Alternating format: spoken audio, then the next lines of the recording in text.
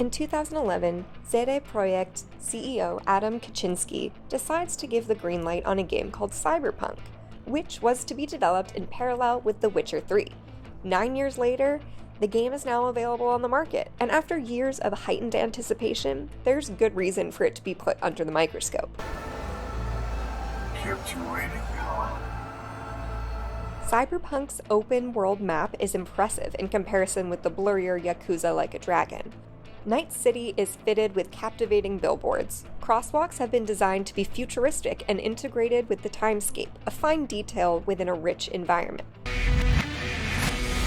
And of course, if you're in your apartment, you can turn on the shower.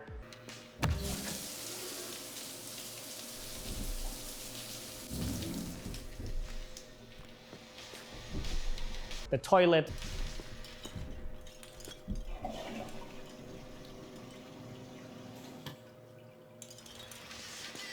Or you can even use a mirror if you want to. So we want to give you some opportunities to try and, live that cyberpunk life. You can go and buy some nice things, or you can maybe sometimes sit down on a bench and just enjoy the view. So we want to just give you that opportunity to role play a little bit like that.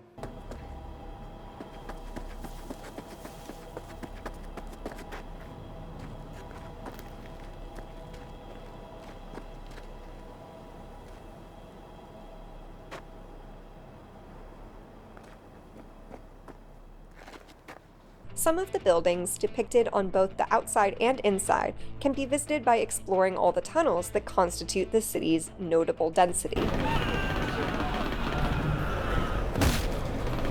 And its general public features a much less repetitive character model ratio than similar games. To visit this world, you first need a persona. Yo, Mr. V, a pleasure.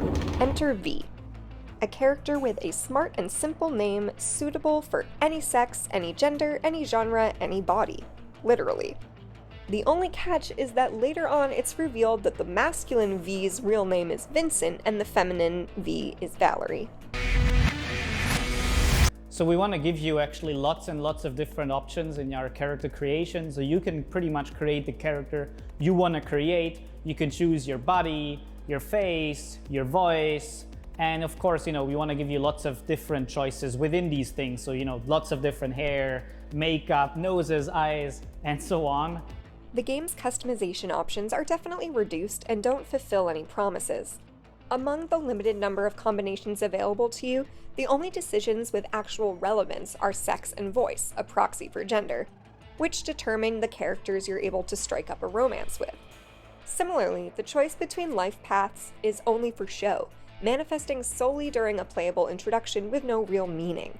It doesn't take long before everything converges into the same storyline, though specific dialogue choices do become available throughout various interactions, should offer different ways to resolve situations and develop a sense of identity in unique side quests, but they are a decoy. Character customization proceeds with 5 attributes made to suit your individual playstyle and approach to problem solving. They can be improved throughout the game via, you guessed it, attribute points, which work hand in hand with perk points. These are useful for moving through the skill tree, which is comprised of perks that are nothing particularly inspired compared to what you've seen out there before. Should you take the alternative route of building a character with high intelligence and refined hacking abilities, you can take full advantage of your cyber deck and its quick hacks. That said, some of the perks are useless or suffer from poor design and implementation. Human Shield only works if you can grab the body of someone you've already killed off the floor.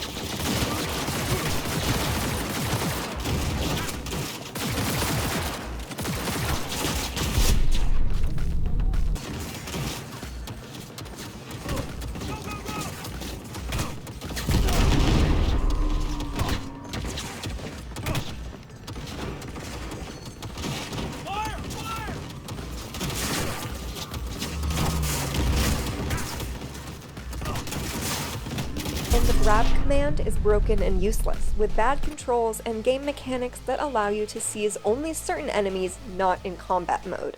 Take him out.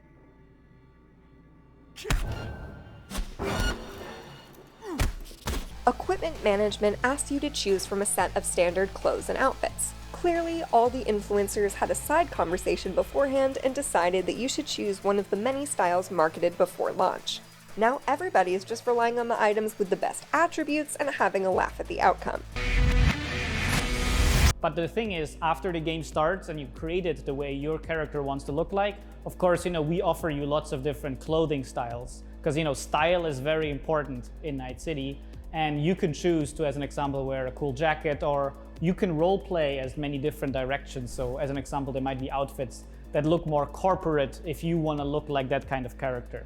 And we don't want to limit you in a way that, as an example, you have to wear this jacket because it gives you 50 more armor. We don't do it like that. We basically give you slots so you can modify your clothing. And of course, the clothing can then have very good effects on you, but you can still choose what clothing you use for that. So it's very important for us that you can actually choose the way you look like in a way that is cool for you. Because of course you also might want to show off your character. You can of course see your character in mirrors, the inventory, you can look down at yourself, and we also want to offer a really deep photo mode where you can then of course put your character into different cool scenes.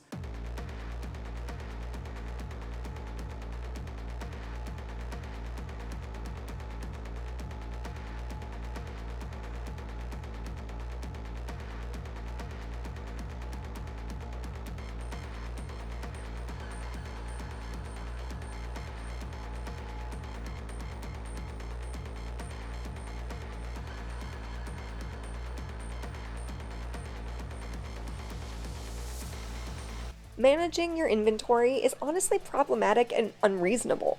It could be potentially due to keyboard mapping in which the tab button is given too much relevance while mouse buttons are underutilized.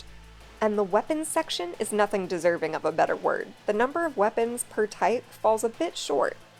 Taking a moment to review your arsenal, you'll notice that you have a collection of repeat weapons, though maybe with slightly different stats. The color-coded rarity attributes take a page from Borderlands, which is well known as a looter-shooter. Maybe because CD Projekt itself decided to change the genre of the game on the sly.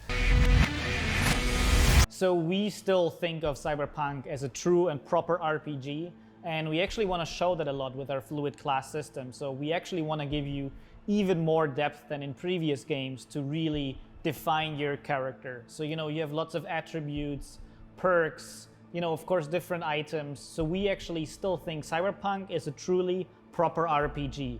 But it also means that, let's say if you do want to shoot, we wanted to make the shooting feel really good. We didn't want to make it in a way that, this is an RPG and you can shoot too, but we really wanted to make it a true and proper RPG. But if you shoot, it should feel good enough to be, good enough for a proper shooter.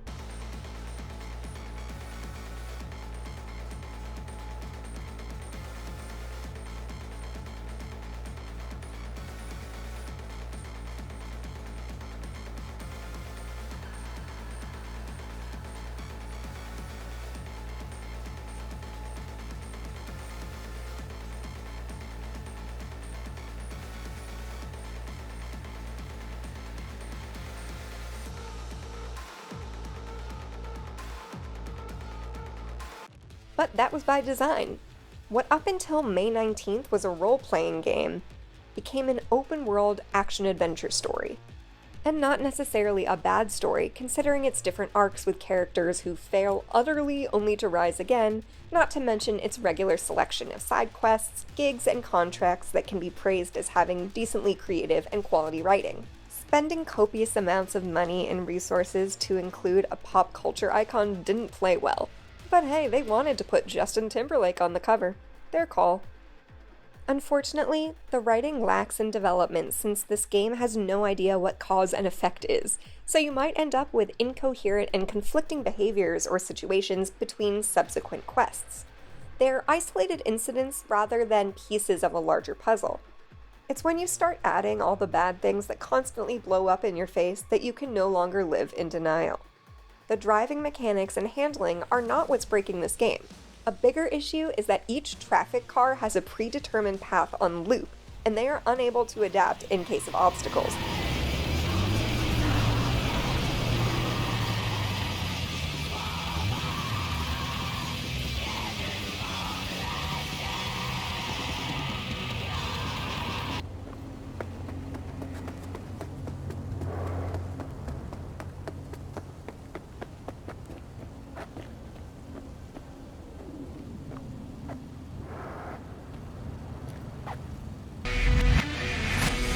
So as an example, the NCPD might start chasing you.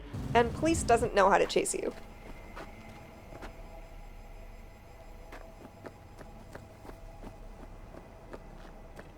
Hello?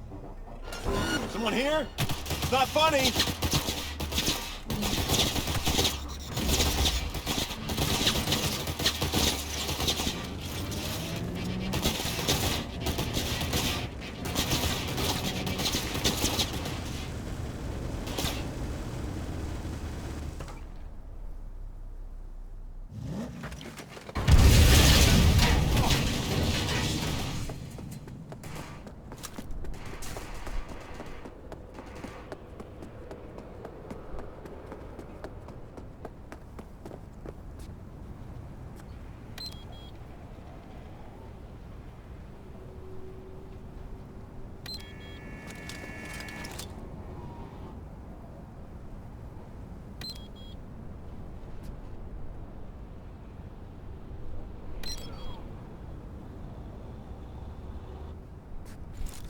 Don't break ranks!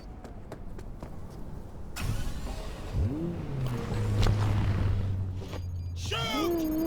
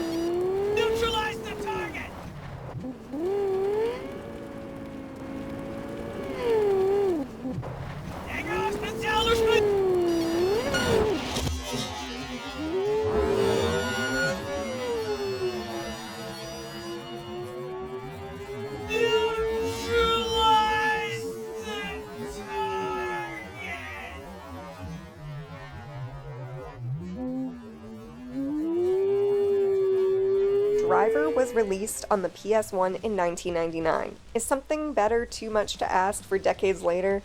Moreover, at times cars will pass through intersections disregarding the traffic light. The developers scripted these lights to turn green as you approach so that you don't have to stop and won't feel like you're violating any rules if you don't, thus avoiding any objection related to lack of realism.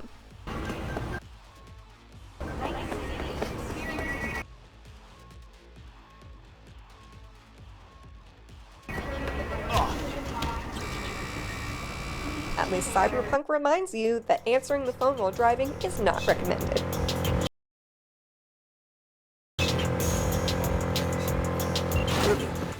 B, hey, I need your help. Sounds like it. What happened?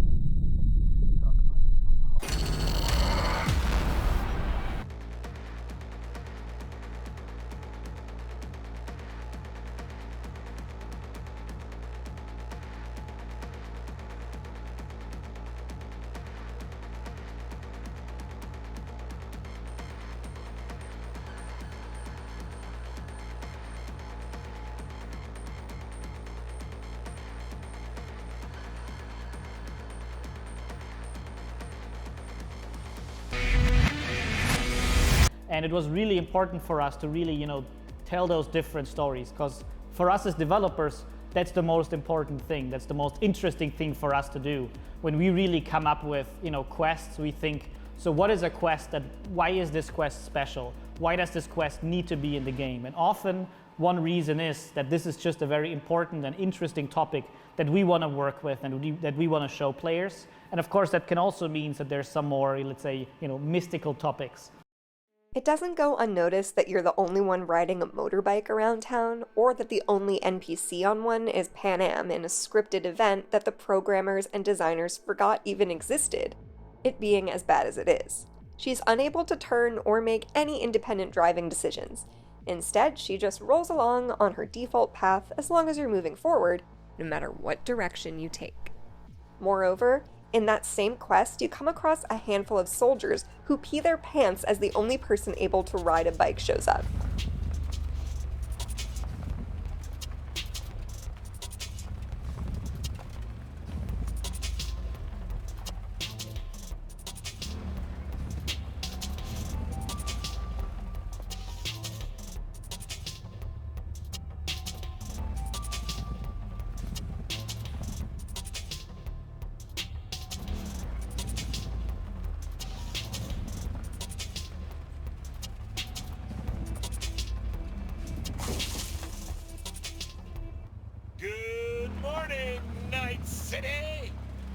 Say goodbye to your favorite bootleg brands, Chumbas. An Arasaka spokesperson has announced efforts that will spell the end to the counterfeit market as we know it. First on the Megacorp's chopping block are the little-known rice wine, Arasake, and niche rock band, Arasaka. Honestly, this announcement might have been the big promos these small-time bootleggers have been looking for.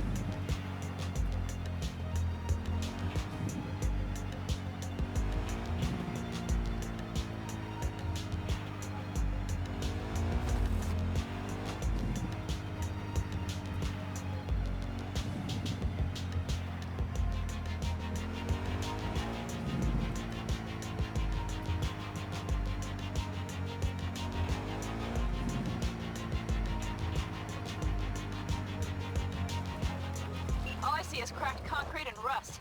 If they thought they would call their friends, they were in for one hell of a surprise. Careful, B.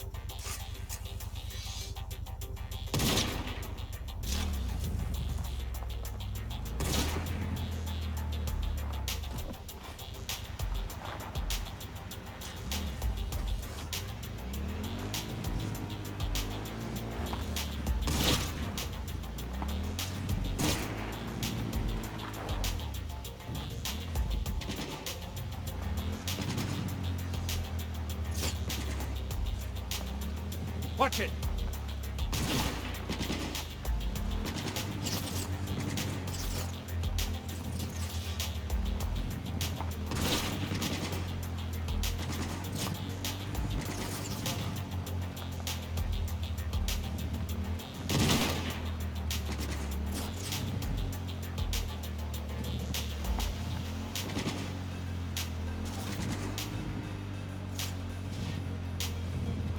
Back it up, man!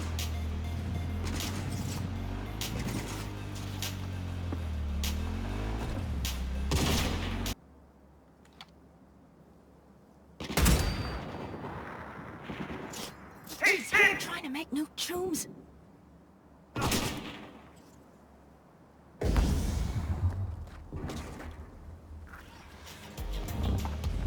Hello? Where are you?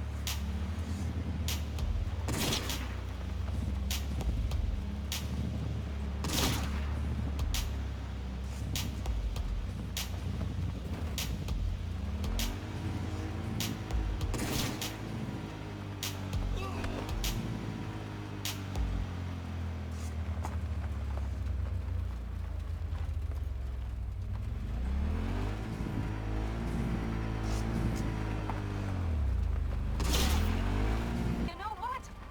What? This is my life right here. I step out of one pile of shit, only to trip into another bigger one. Pan Am. Pulling everyone else after me. I'm done. You hear me, B? You better give me a good kick in the ass. Well, you didn't Definitely unfinished features. Cyberpunk 2077 is a game with the depth and sophistication of games released 20 years ago.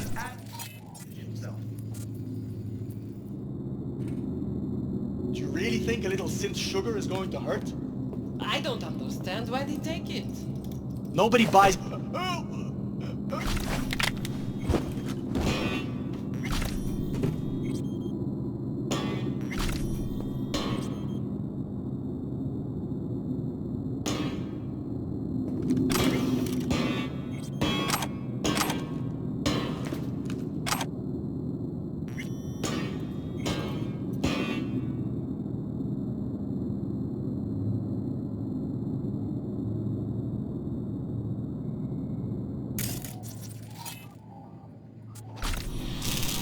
Something wrong.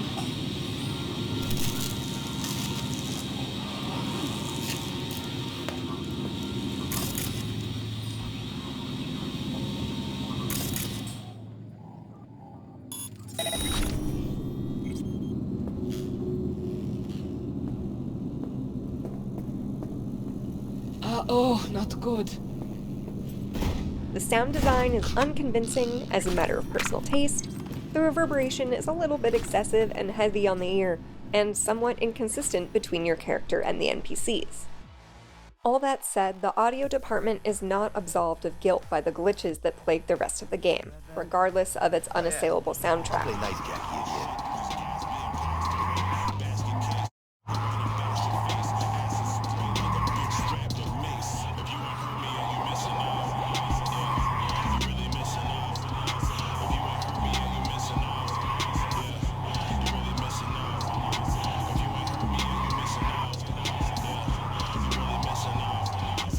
Sweet dreams, then.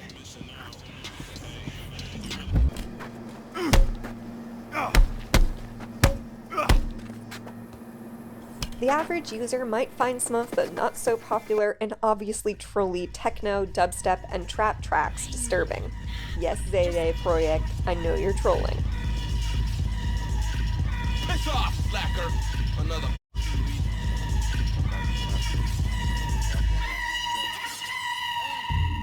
Don't even start.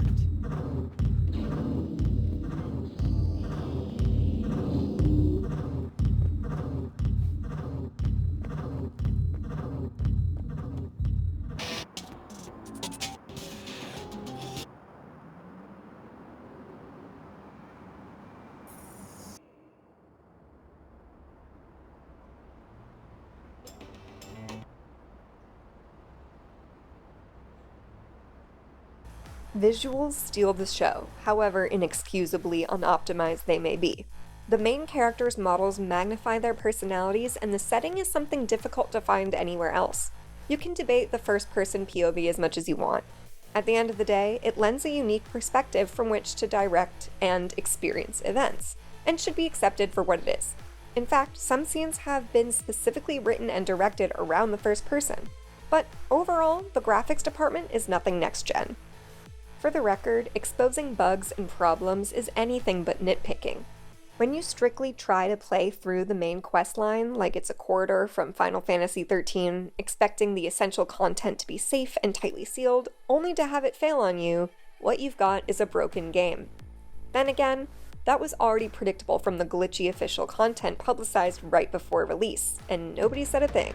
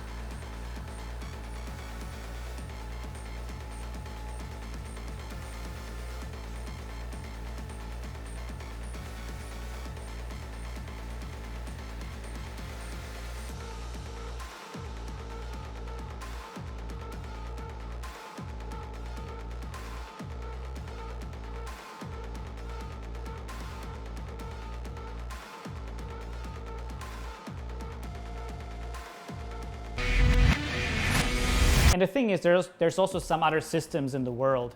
As an example, crime is a very big problem in Night City, and the police is pretty corrupt. So there's also solutions like, as an example, big criminals have money on their heads. So if you take out those criminals, you can kill them, or you can do it with non-lethal means. You might gain the reward. If it's true that the QA manager had the spirit to brag right before the game dropped that his playthrough was at 175 hours and had a long way yet to go, his opinion on this kiosk where some thieves are doing their business could be interesting.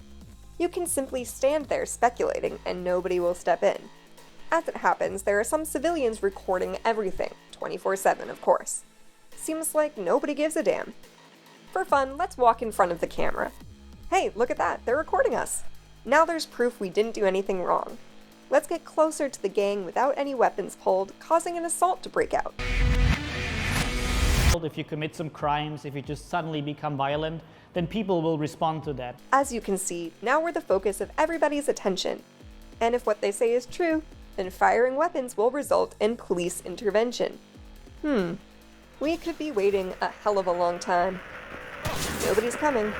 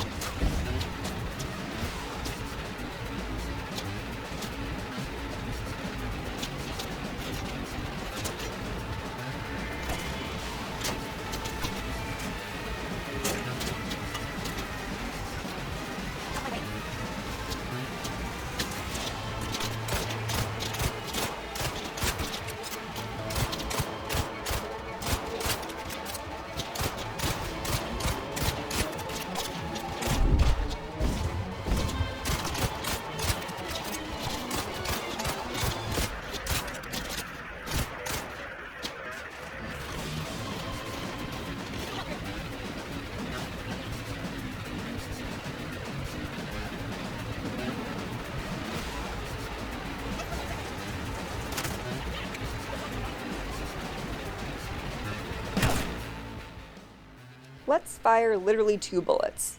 We've been warned if we commit theft or fire at civilians, we'll be hunted down by the police. And here we are, in a crossfire of both thieves and police who have spawned out of nowhere right in front of us.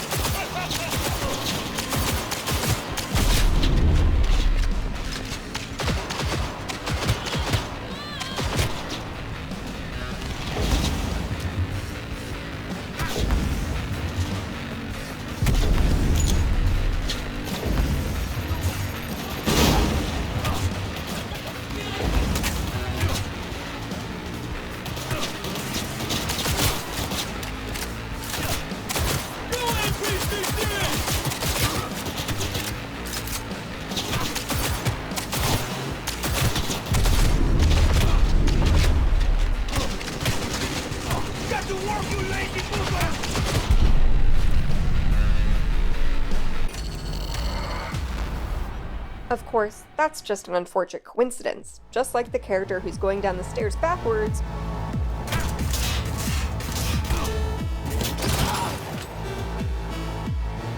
Yes! Fucking own it!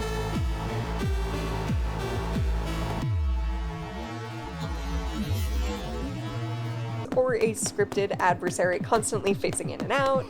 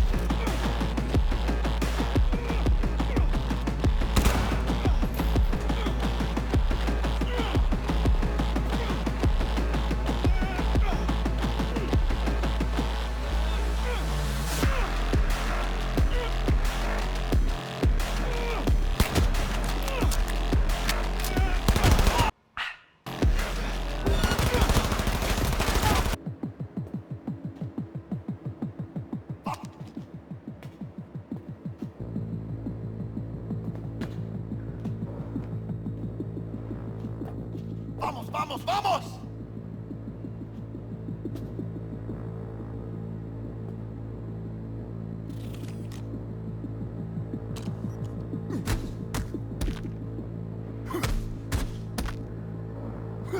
Losing time here, come on! Or a bunch of enemies in an area that you can easily skip by just running through them. They all lose cognition of you, just like that. He's hit!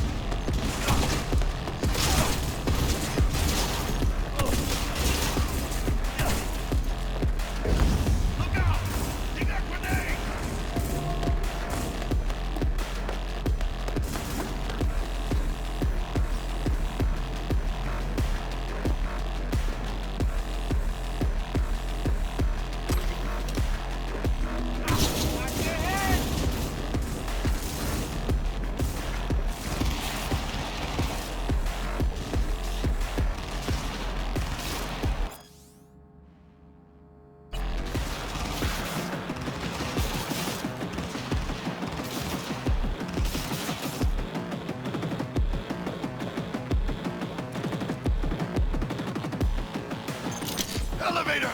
Help me! Move!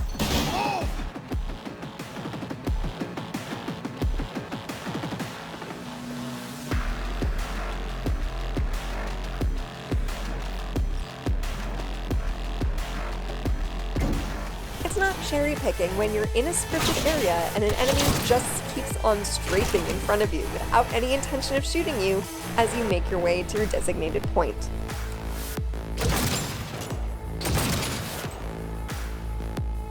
Time to end this!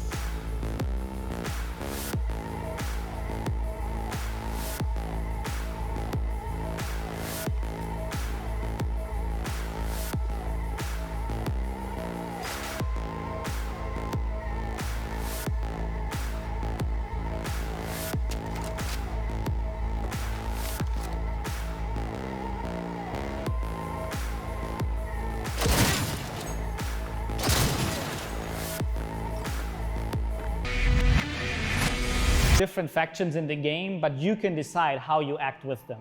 V is a mercenary, so you're mostly independent and you take jobs from all different directions. But within these jobs, of course, you have a lot of choice. We try to keep it, very realistic what you as a character would do, even if we give you a lot of choice. But you can really decide how you act with these different gangs, and of course, that will also influence the story. Then you try a side quest, only one, the mission being to get this person safely out of a hostile area. There's this guarded passage you're probably going to be forced to go through, but the map is full of houses and corridors. Perhaps here we'll get to see some of the well-refined level design and freedom of choice we've been marketed. The different options and approaches for solving a situation. So we try to pass by the bridge.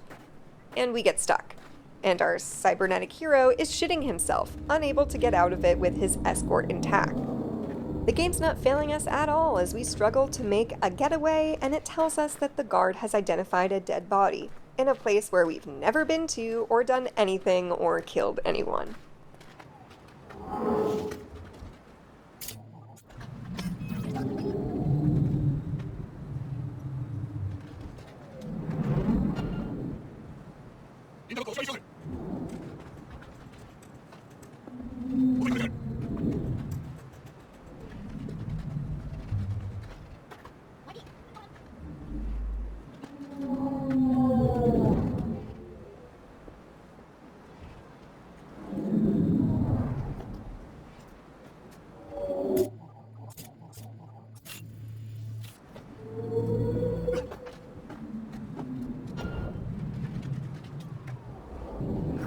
Loading up again from the save point, we decide to take a different approach. We just go through it. As it turns out, the number of guards on the scene is not sufficient to kill somebody who's no doubt exhausted from carrying another person for a decent way.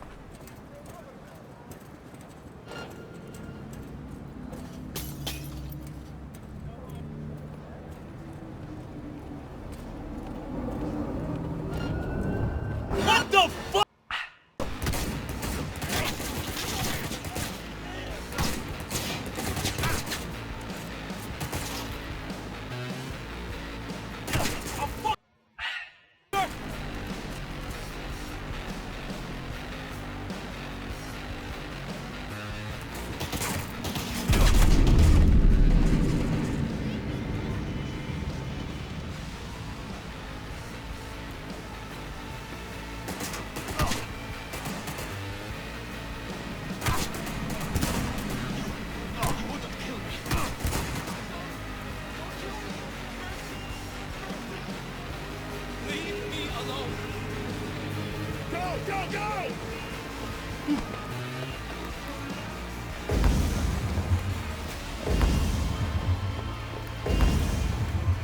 Hey!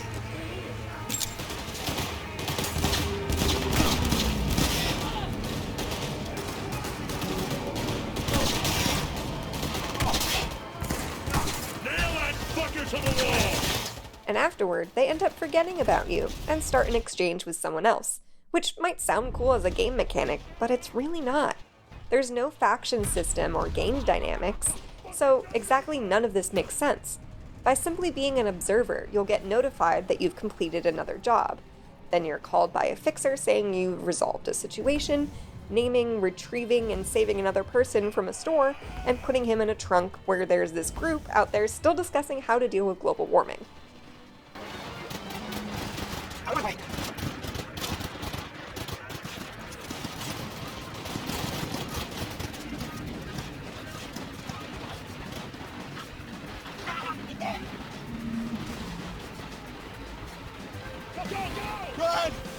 There was a problem, you got rid of it. I'm happy, the client's even happier. Good work, Pete. Gig closed.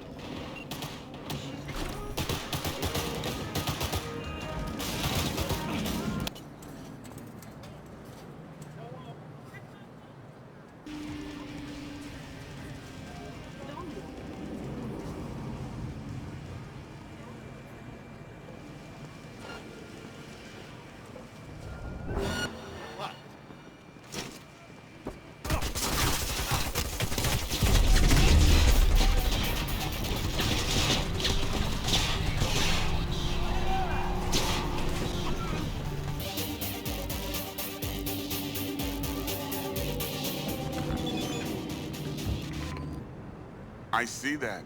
Well done. Excellent work. Holding in there all right, Hariyoshi? Dennis gave me hope.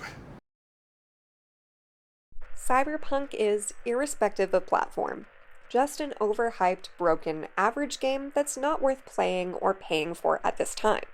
Perhaps by waiting another year, you might get a more decent, but still average and forgettable at best experience at an honest price. You don't play it because it's fun and time well spent. Puyo Puyo X Tetris is fun. I've never had this much fun ever! You play it because you want to see when it's going to start to deliver, when the magic will kick in. If it's gonna get better or even good after rounding the next corner.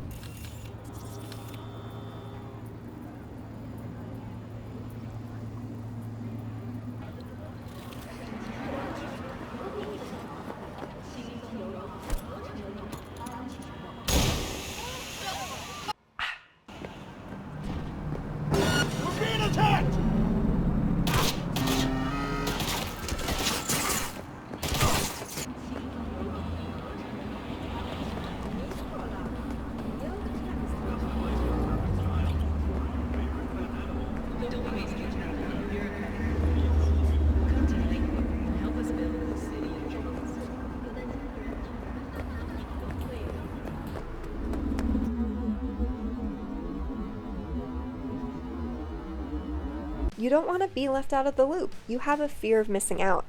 You're not playing Cyberpunk. Right! No, you're doing quality control and paying for it.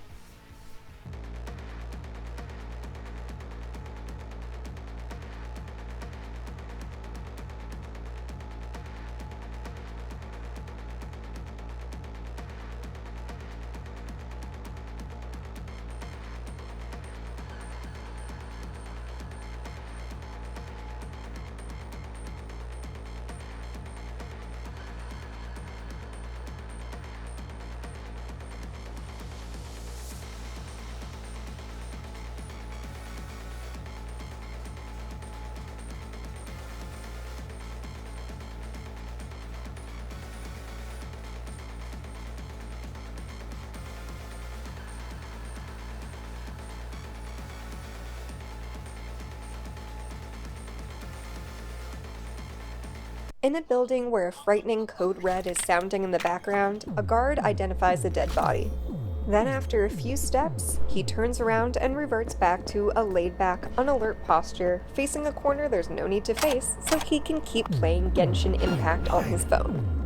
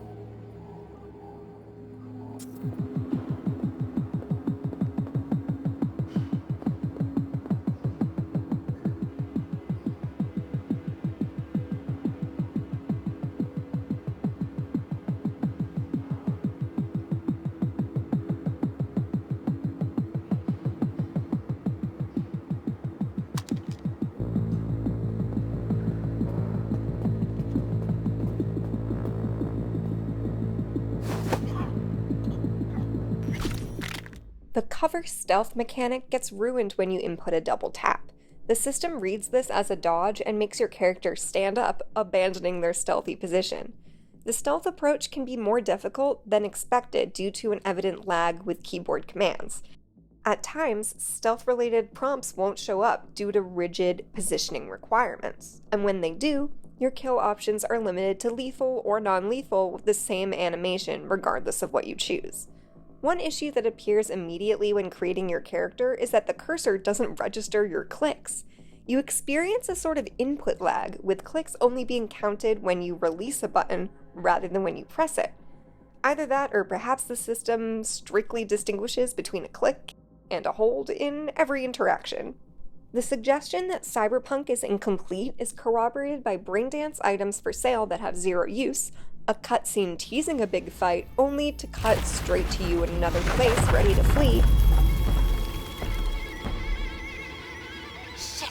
That's Adam Smasher! Johnny, run!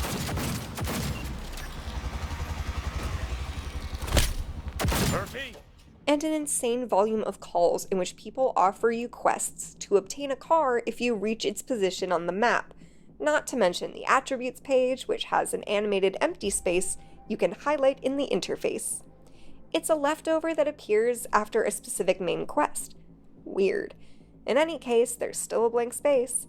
They didn't take it out and readapt the UI. V is as blank a slate as lightning, getting partially filled in throughout the game. You have no idea where your character comes from. The series of intro scenes filling in a 2-year time gap is reminiscent of the infamous Final Fantasy XV scene. It's something that needs to be played through if you want to develop any sense of attachment or connection to what comes soon after. You have no idea what it means to live as a corpo, what it means to lose everything, or what it means to have to regain your status.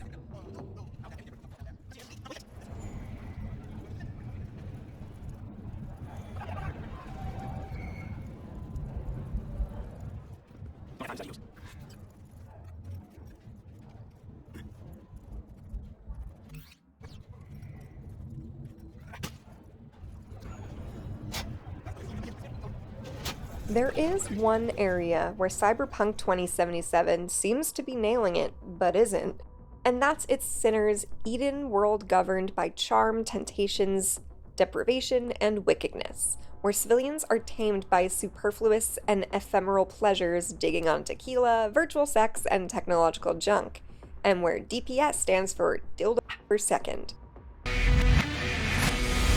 Yeah, there you can drink alcohol if you want to. We basically give that you as a role-playing choice. Because of course, you know, there are many people that might want to have a drink with you, and you can choose whether you want to do it or not. And of course, characters can react in a natural way to them if you would want to do that. Of course, there's also, you know, some other substances that you could choose to take or not. And we basically leave that up to you. But of course, you know, there's also many important drinks in the world of Cyberpunk. As an example, Johnny Silverhand has his own unique drink. So, you know, it was very important for us to make that very realistic.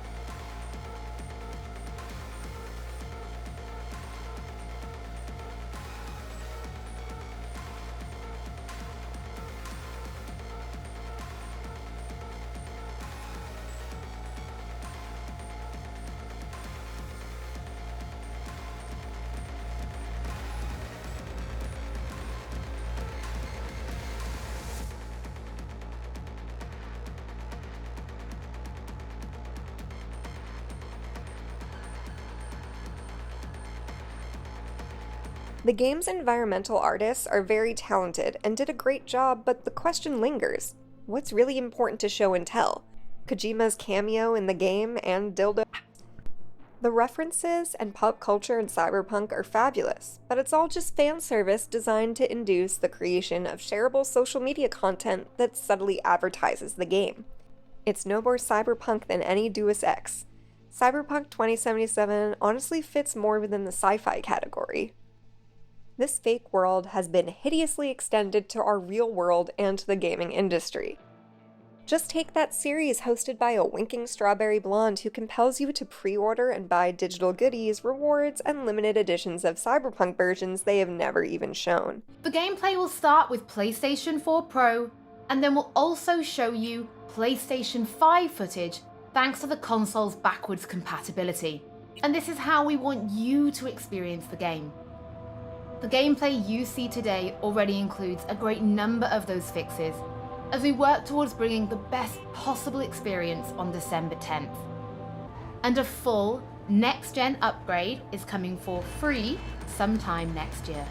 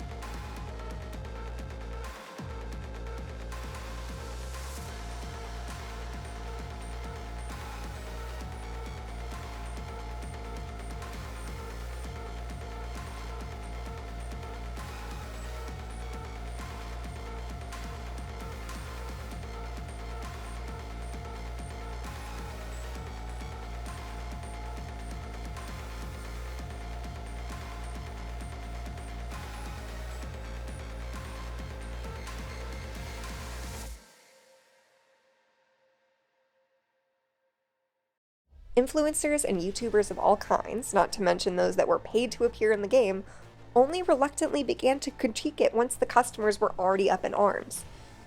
They follow the winds of the popular sentiment. Still, the only videos that they're producing focus on the buzz, allowing them to capitalize on a hot mess of gossip without jeopardizing themselves. And even when content producers do say something unflattering, they are very careful to add 12 asterisks, 42 parentheses, and a couple minutes of explanation about how their content is not intended to offend the company or any developer in order to avoid getting placed on a blacklist. If I go down, you're going down with me! No! I'm not joking! The world's going to tear us apart when the word gets around. The world's never going to find out.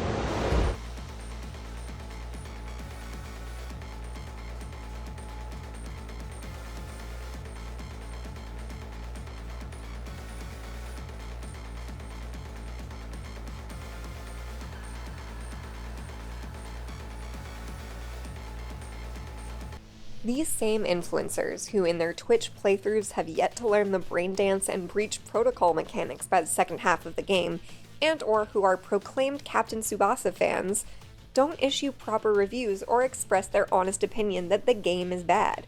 And of course, they don't catch the reference to that manga in the game. You can rest assured that their recommendations and Cyberpunk reviews, the ones with, old deceptive marketing footage of cut content, because they are content creators, have your best interest at heart, and that all were made without any regard to benefiting said influencers or the company they're supposed to mention.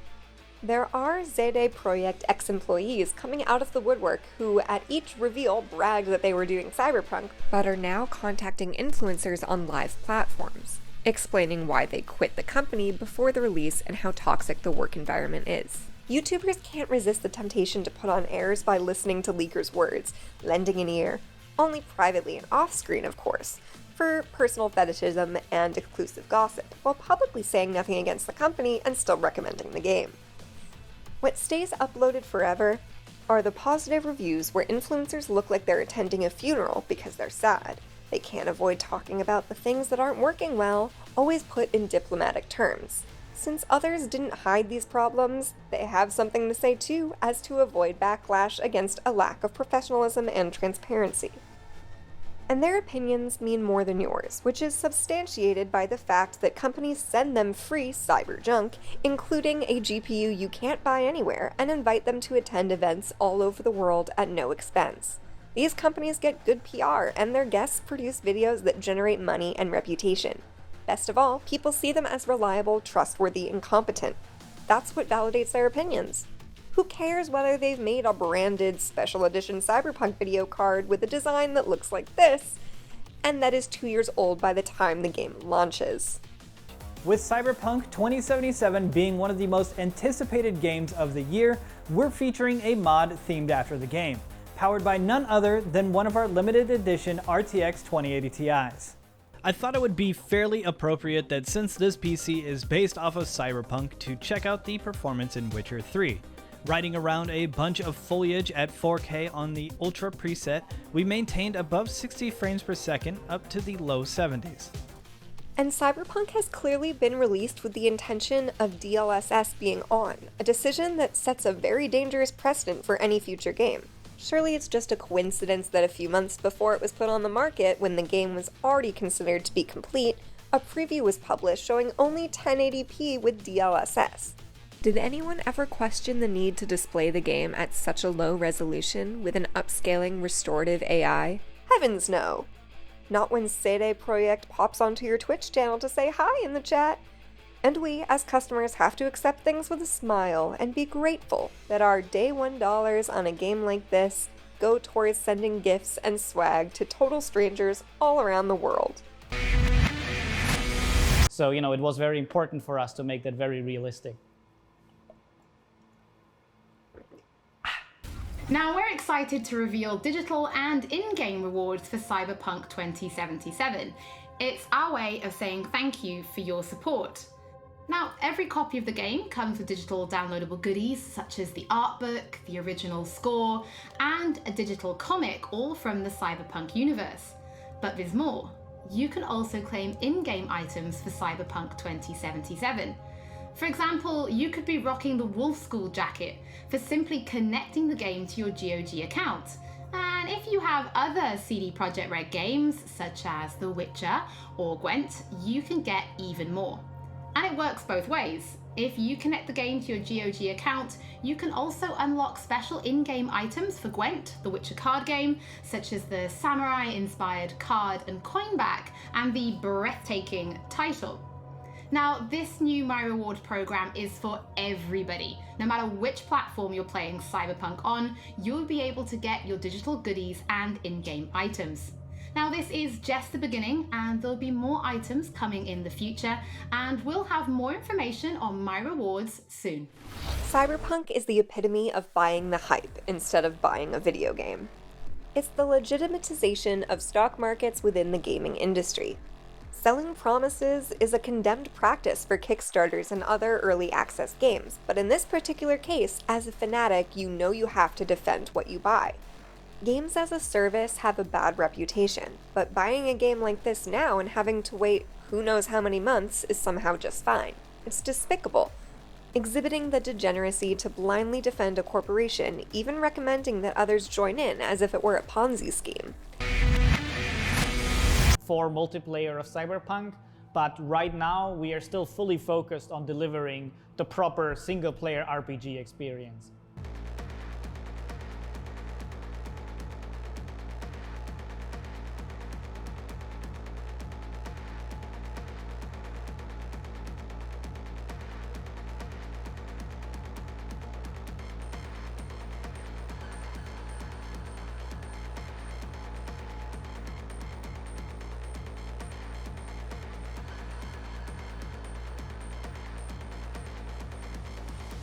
And if you think the marketing machine has stopped, you haven't caught on to the strategy. Now it's all about optimization, the frame rate, some underwhelming feature that needs fixing. That's the narrative. And there's a business motive behind all this commitment to fixing the game. CD Projekt is going after GTA Online money. The Cyberpunk Multiplayer is going to be their next big thing, and it's going to happen ASAP. That's why they need to gain your trust now, so they can convince you to buy that later. Good luck with this company working on both games. The upcoming next-gen PS5 update is just more buzz, a general update that simply brings the console versions on par with the PC version. Any added content is gonna just be an PR opportunity.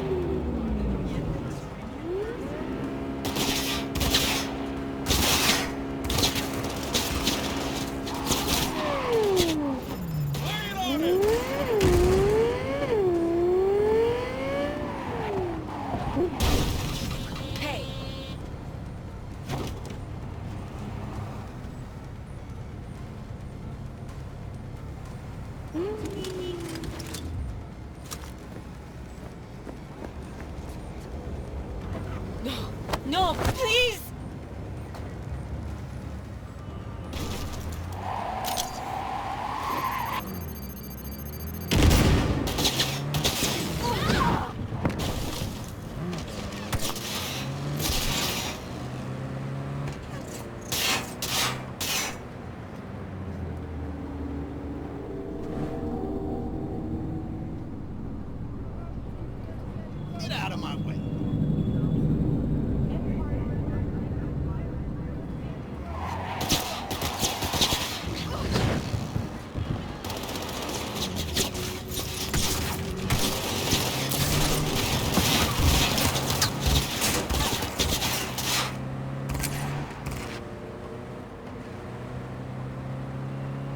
I'd recognize that mug anywhere. Wanted posters all over town back in 2020. Public enemy number 1, dead or alive. Half the city was on the hunt.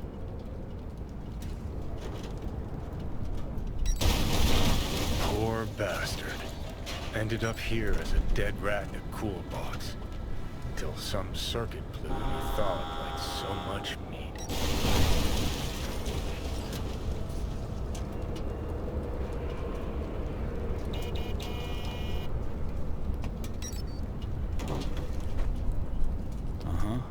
Yeah, about 20 years back, judging by the stench. Well, stood about as much as I can. Gotta go. Hold up, hold up. Gotta be some electronics in here. First net relics, almost crank powered. Be a shame just to leave it. I need to think about it. Said the gonk who missed the shuttle. Come on, look inside.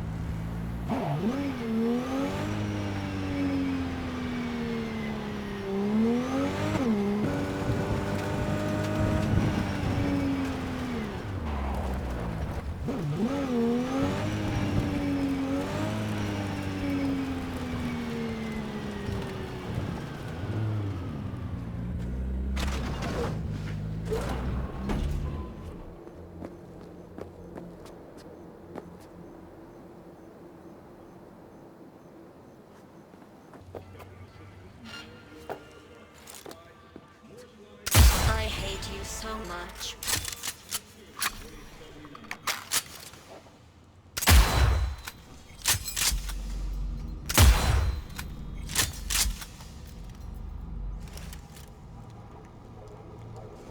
Let's safety those weapons, Napoleon. It turns out most humans are surprisingly fragile. And surprisingly vocal about how fragile they are. Going back to Bellamy is really so scary. You gotta drag this out.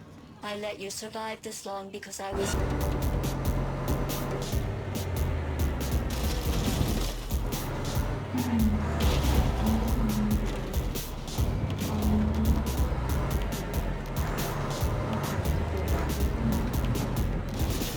Come out with it, Nate. Enjoy your time.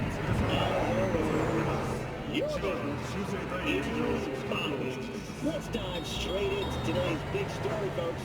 Arasaka has announced the sale of its unprofitable facilities. You're only making it worse. Come out. This is just the next step in the bold restructuring plan spearheaded by new CEO Yorinobu Arasaka, which he announced at last week's shareholders meeting.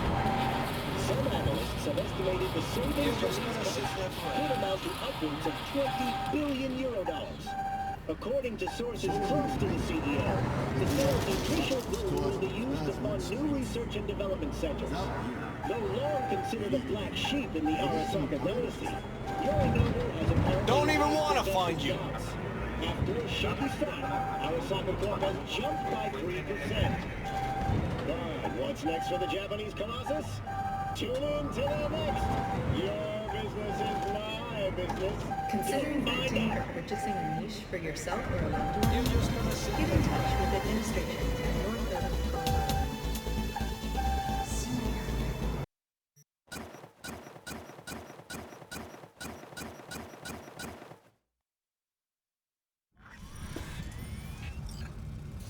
Hey, Nix, listen. Found something. Bart Moss's deck. Mm-hmm. What else you found?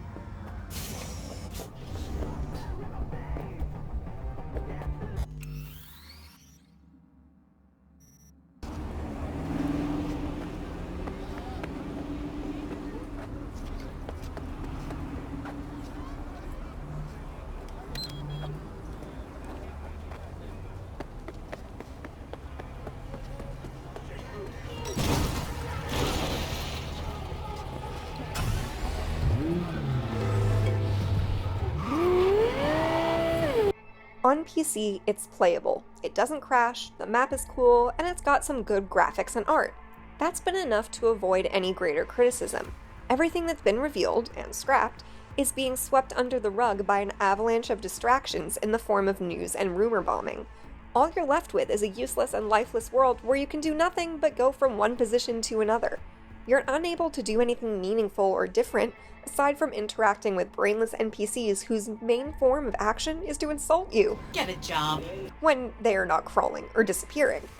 When entering a club on separate occasions, you find the same person at the desk. Rather than being a theatrical stage that shows the effects of your actions, it's a mere container. You can decide to make many very bad choices and pretty much whenever you want to kill people. But you know, we don't let you just murder everyone in the streets, because first of all, we try to tell a story, and if you could just kill everyone and just blow up the whole city, that wouldn't work very well. But also, you know, there are people in the city that try to stop you. So as an example, if you just shoot people out in the open, the NCPD, so the police, might actually put out a contract on you. So people actually would get money for killing you, and then of course they hunt you down. But at the same time, you actually can benefit from that as well. A good, unoptimized graphics department doesn't mean we're dealing with a new crisis. If you feel like trusting your favorite YouTuber or media outlet, make sure to ask him or her why they have rated this game as highly as Mario 64 or Half-Life. And if not quite as high as those, then as good as other common recommendations like Assassin's Creed, Watch Dogs, The Divisions, or what about Avengers? It's not that bad, or it's not a masterpiece, or it's a potential masterpiece, they usually say, like The Unforgettable Thief, LA Noire, Mass Effect Andromeda, Fallout 76, Anthem, The Order 1886, Destiny. Reviewers are convinced that they've demolished the game if they rate it a 7. Speaking of 7s, what about the Final Fantasy VII Remake? Another game they discussed a lot. They said those horrible low-res textures could have been easily patched, right? That's why it had just a small 1.01 patch, only after 6 months, that didn't solve it. What? No, this isn't happening. Oh, but it is. It's too late. You live in a dystopian cyberpunk world, even if you don't buy this game. It's not about reality, it's about what people want to be true. Your brain is already plugged in with the rest of them.